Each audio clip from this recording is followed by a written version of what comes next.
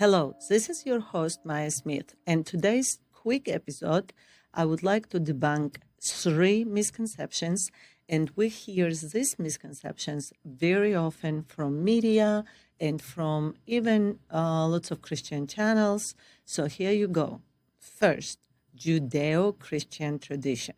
I hear this term a lot, and it always shocks me that people really will accept this, where Judaism and Christianity, it's a two opposing faith and two opposing beliefs. Well, several thousand years ago, Jews made their decision and they denied Christ. They actually crucified Christ. So there is no ongoing Judeo-Christian tradition, because what Christ had to deliver and gave us the faith and the teachings, Jews were in core opposing it.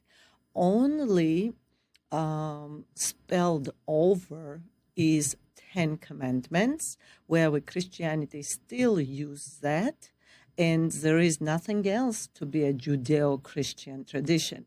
So this slogan is necessarily introduced for political reasons and political reasons to support Jews. So when Jewish political agenda needs Christians to stand up for them and to be participant in a Judeo agenda, that's where a couple of years ago this term was introduced.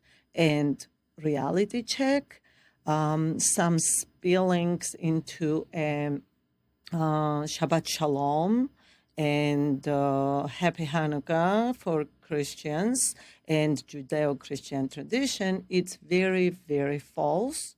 And we have to have a very clear grounds.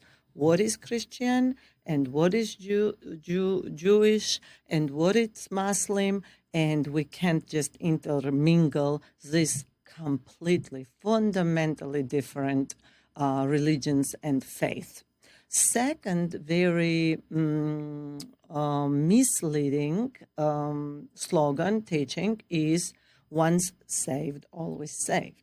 First of all, let's debunk what is saved. If we're talking about baptism, which gives us a chance of salvation, it's a baptism.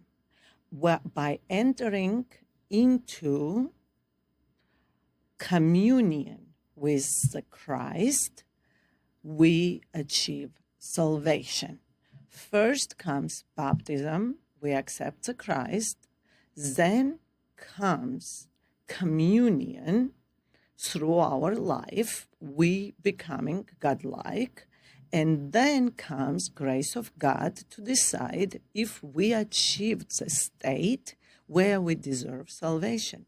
So if you saying a slogan, once saved, always saved, it's just very big misconception, because we just make Christians believe that they don't need to do anything and they just automatically will enter heaven.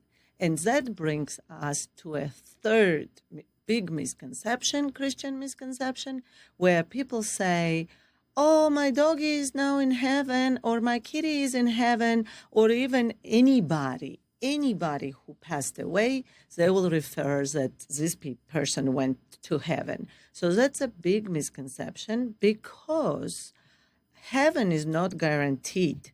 We are promised heaven, and only humans can enter into a heaven. Dogs and cats and other animals, they do not possess God-given spirit. They don't possess similar soul as humans do. They do have soul, but it's not connected with the God. The whole definition of a human being a godlike. It's when we possess God-given spirit. And that God-given spirit ignites during baptism and gives us chance to calibrate that spirit into likeness of God on a level where we can rise in our energetic field on a level of a Christ where heaven is. Not exactly on that level, nobody can achieve that level, but close to that level where the heaven is. So when somebody passes away and we say, oh, they went to heaven, how do we know? Why do we say that statement? Maybe person looked outside to the world, really like humble, amazing person, but in their hearts they were committing a horrible sins. Maybe they lived 50, 60 years in a good harmony, but the past year or past week in their life, they committed horrible sin in front of God. Or maybe they really betrayed outwards that they were great Christians, but really had unresolved issues and sins in their heart or even in relationship with somebody. So stating a statement that dogs, cats, and animals are in heaven, it's a very false and actually flawed teaching, and also stating that every person who died going to go, if they were baptized, automatically goes to heaven.